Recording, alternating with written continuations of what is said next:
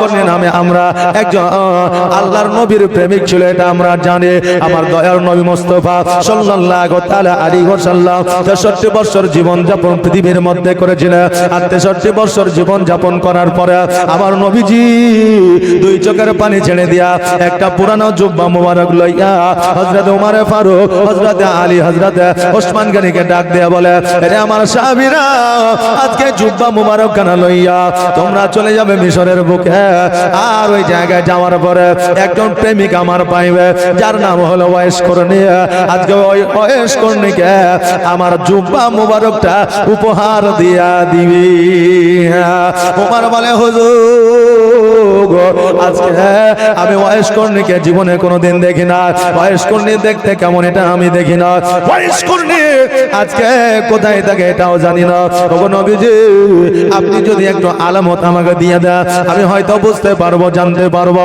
তুমি আমার বলে ওমর আজকে ওয়াইস করনি দেখতে থাকবে করছে তার চুলগুলো থাকবে উস্কো খুস্কো তার জামা কাপড়গুলো থাকবে ময়লা তাকে গ্রামের মানুষ এলাকার মানুষ পাগল বলে আখ্যায়িত করবে আর ওয়াইস করনির বুকে সাদা সাদা দাগ টানা থাকবে জোরে বলেন সুবহানাল্লাহ আবু বকর বলেন নবী গো আজকে ওমর ফারুক আর হযরত আলী হযরত ওসমান গনিকে আপনি দায়িত্বখানা দিলেন আমি আবু বকর আমাকে কেন দায়িত্বখানা দিলেন না আমার নবী বলে আবু বকর আমি আছি আজকে 63 বছর জীবন যাপন করার পরে আমি জগৎ থেকে আড়াল হয়ে যাব আর এই আমার জুব্বা মোবারক খানা যেই দিন ওয়াইস করনির হাতে পৌঁছাবে সেই দিন তুমিও জগৎ থেকে আড়াল হয়ে যাবে জগতের কিছু মানুষ আছে যারা বলে নবী ইলমে গায়েব জানতেন না আজকে নবী ইলমে গায়েব যদি না জানলে বলেন আজকে আবু বকর জগতে থাকবে না এটা আমার নবী কেমন করে বলতে পারলে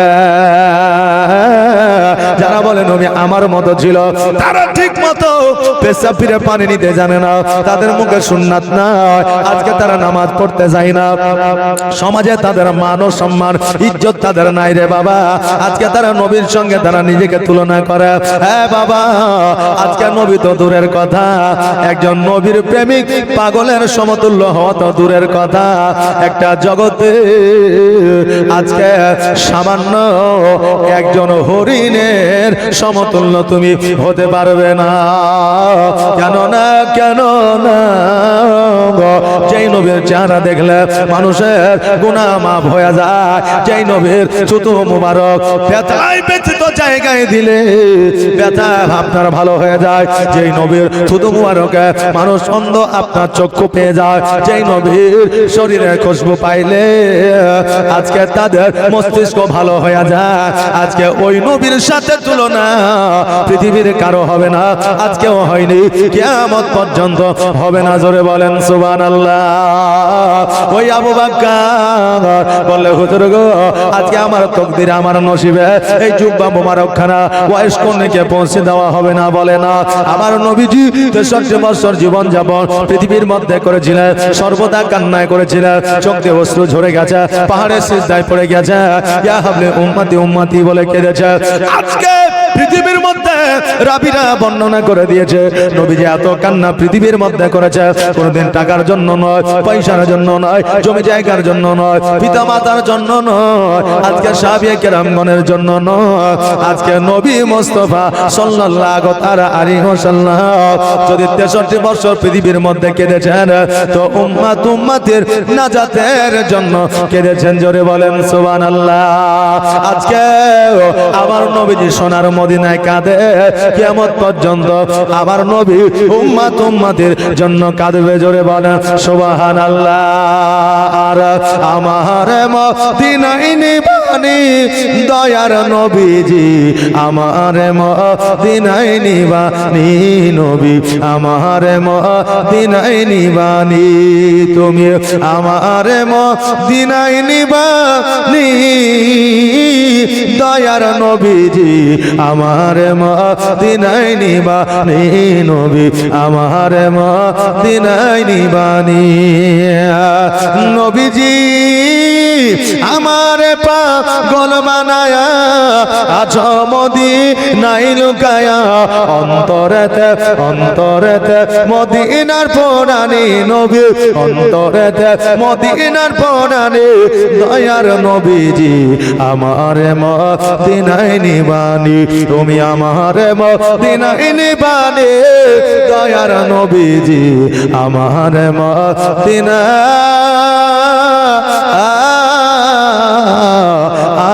নিবানি। বাবাজি ভাইরা আমার দয়ার নবী মুস্তাফা সাল্লাল্লাহু তাআলা আলাইহি ওয়াসাল্লাম কিয়ামত পর্যন্ত নবীর উম্মত উম্মতের জন্য কাঁদবে। বেরাদা আবার নবী যেই জগৎ থেকে আড়াল হয়ে গেলে এবার আবু বকর সিদ্দিক রাদিয়াল্লাহু তাআলা আনহু উনি যেন বাবা প্রথম খলিফায়ে রাশিদিন হলেন। উনি খলিফায়ে রাশিদিন ছিলেন।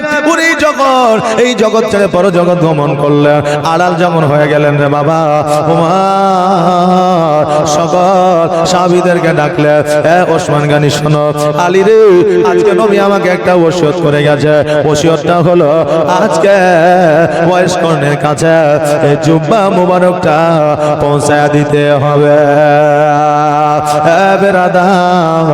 আমার হযরত ওমর ফারুক হযরত ওসমান গনি হযরত আলী রাদিয়াল্লাহু তাআলা ওনারা যেন ওয়াইস কর্ণের খোঁজে বার হয়ে গেলেন। একদিন দুই দিন তিন দিন চার দিন পাঁচ দিন সাত দিন আপনার অতিবাহিত হয়ে গেল ওয়াইস কর্ণে যেন খোঁজ পাই না। হঠাৎ করে এবার বাবা রাস্তার ধার দিয়ে হেঁটে আসে। হঠাৎ করে দেখছে যেন অনেক মানুষ আপনার রাস্তার ধারে ধারে দাঁড়ায় আছে। রাস্তা পুরো খালি হয়ে আছে। ওমর বলে শোনো গো ও গ্রামবাসীরা আজকে রাস্তায় কেউ না, কোনো মানুষ নাই, কোনো জীব জন্তু না। আজকে তোমরা রাস্তার ধারে দাঁড়ায় আছো কারণটা কি? গ্রামের মানুষেরা বলে শোনো তোমরা কোথা থেকে এসেছো আমরা জানি না, তবে তোমরা কি জানো না এই রাস্তা দিয়ে একটা পাগল হেঁটে যায়। এই রাস্তা দিয়ে একটা পাগল হেঁটে যায়। এই পাগলকে দেখার জন্য আজকে এই গ্রামের মানুষ সবাই দাঁড়ায় আছে। বলে পাগলকে দেখার জন্য দাঁড়ায় আছো কেন? কারণ পাগলের তো কোনো আপনার পপুলারিটি থাকে না। বলে শোনো গো এই পাগল সেই পাগল নয়। এই পাগল যখন রাস্তা দিয়ে হেঁটে যায় এই পাগলের শরীরটা উস্কো খুস্কো, চুলগুলো উস্কো খুস্কো, জামা কাপড়গুলো ময়লা, কিন্তু পাগলের শরীর থেকে যে খুশবুটা বের হয় ওই খুশবুটা মেশকে আম্বারের মতো বের হয়। জোরে বলেন সুবহানাল্লাহ। আমার ওমর বলে শোনো আজকে যে লোকটার কথা বলতে আছে এই লোকটার অন্য কেউ নয়, এটাই হবে হযরতে ওয়াইস করণী। ওমর ফারুক রাদিয়াল্লাহু তাআলা আনহু রাস্তার ধারে যেন বাবা দাঁড়িয়ে আছে। এবার ওয়াইস করণী যেন বাবা রাস্তা দিয়ে হেঁটে আসে। সবাই আপনার ওয়াইস করণীর শরীর থেকে মেশকে আম্বারে খুশবু নিতে আছে। কিন্তু ওমর যেন সামনে গিয়ে দাঁড়ালেন। দাঁড়ানোর পরে বলে আল্লাহর বান্দা তোমার নাম কানা কি একবার আমাকে বলো। ওয়াইস করণী বলে শোনো গো আমার নামটা তোমাকে পরে বলবো, তোমার নামটা কি আমি ওয়াইস করণী বলে দিতে পারবো। বলছে বারে আমি বলতে পারছি না যে ওয়াইস করণী কিনা, আর ও বলছে আমার নামটা বলে দিতে পারবো। তো বলছে বলো তাহলে। তো বলছে শোনো আজকে তুমি হলে আরব দেশের মদিনার খলিফা, তোমার নাম হলো ওমর। ওমর ফারুক যেন অবাক হয়ে গেল। বলে শোনো আজকে আমার নাম তুমি কেমন করে জানলে? আমি খলিফায়ে রাশিদিন, এটা তুমি কেমন করে জানলে? এবার ওয়াইস করণী বলে শোনো গো আজকে আমার নবী মুস্তাফা সাল্লাল্লাহু তাআলা আলাইহি ওয়াসাল্লাম প্রতিনিয়ত প্রতি রাত্রে আমার নবীজি আমাকে স্বপ্নের মাধ্যমে দেখা দেয়। আমার নবীর শরীর থেকে যে খুশবুটা বের হয় আজকে তোমার শরীর থেকে সেই খুশবুটা বের হয়। জোরে বলেন সুবহানাল্লাহ। আজকে সোনার মদিনা খুশবুটা তোমার শরীর থেকে পাওয়া যায়। আমি মনে মনে চিন্তা করলাম এই সোনার মদিনার খুশবু একমাত্র উমরের শরীর থেকে পাওয়া যাবে।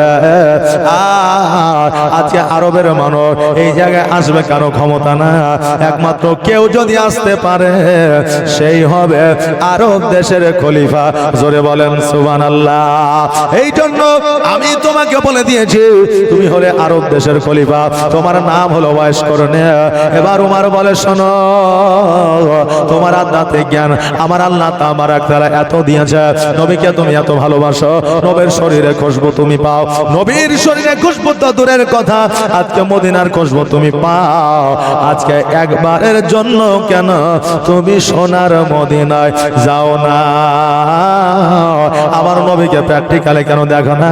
বয়স কন্যা বলে শোনো গো, আজকে কেমন করে আমি সোনার মদিনায় যাব? আমার বাড়িতে আমার একটা বৃদ্ধ মা আছে, শরীরটা তার খারাপ, বিছানা থেকে উঠতে পারে না, রান্না বান্না করতে পারে না, এমনকি বাথরুমে যেতে পারে না। আমি বয়স কন্যা আমার মায়ের গোসল বানিয়ে দিয়ে আমার মাকে শোয়া দিই, আমার মাকে আমি নিজে রান্না করে খাওয়াই, আমার মাকে আমি নিজে বাথরুম পায়খানায় নিয়ে যাই। আজকে আমার মাকে ছাড়িয়া যদি আমি সোনার মদিনায় যাই না, আমার মা কষ্ট পাইত, আমার মাকে খেতে দেওয়ার মতো কেউ থাকতো না, আমার মায়ের বাথরুমে যাওয়ার মতো কেউ থাকতো না, আমার মায়ের সেবায় কেউ থাকতো না। ওই মা নারাজ হয়ে যাইতো, আর আমার মা নারাজ হয়ে গেলে আমার নবী নারাজ হয়ে যাইতো, আর আমার নবী নারাজ হয়ে গেলে আমার আল্লাহ নারাজ হয়ে যাইতো। আমার মদিনা যাওয়ার চাইতে না যাওয়ায় ভালো হইতো। এই জন্য মাকে ছাড়িয়া আমি কোনোদিন মদিনায় যাই না। নবীজিকে প্র্যাকটিক্যালে দেখি নাই ঠিকই, কিন্তু স্বপ্নের মাধ্যমে দেখেছি। আজকে মায়ের সেবা করে হজের সব আমি পেয়ে গেছি। জোরে বলে সুবহানাল্লাহ। বাবা ওয়াইস করলে নবীজিকে এত ভালোবাসার কারণে, মায়ের সেবার কারণে মদিনায় যাই না। আজকে একটা উদ্দেশ্য, মদিনায় গেলে মা কষ্ট পাবে, আর মা যদি কষ্ট পেয়ে যায় আমার হজ হবে না, নবী খুশি হবে না, আল্লাহ খুশি হবে না। এই জন্য মদিনা যাবার চাইতে মায়ের সেবা করা হলো উত্তম। জোরে বলেন সুবহানাল্লাহ।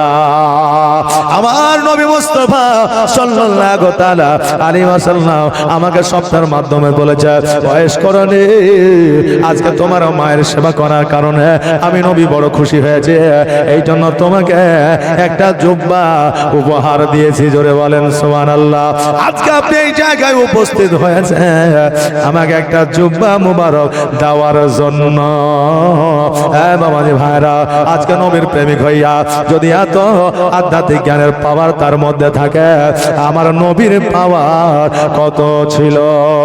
নবীর প্রেমে পাগল হইলে, নবীর প্রেমে পাগল হইলে আমার আল্লাহ তাআলা খুশি।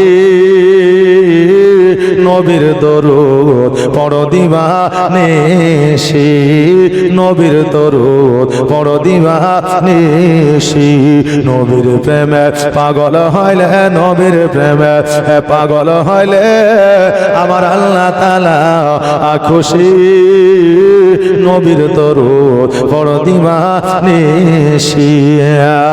ওকে নবীর প্রেমে পাগল হইলে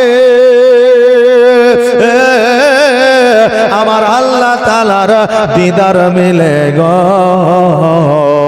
থাকো যদি যদ বাহালে, থাকো যদি আজদ বাহালে, হইয়া প্রেম দাসী। নবীর দরুদ পড়ো দিবানিশি। নবীর প্রেমে পাগল হইলে, নবীর প্রেমে পাগল হইলে আমার আল্লাহ তাআলা খুশি। নবীর দরুদ পড়ো দিবানিশি।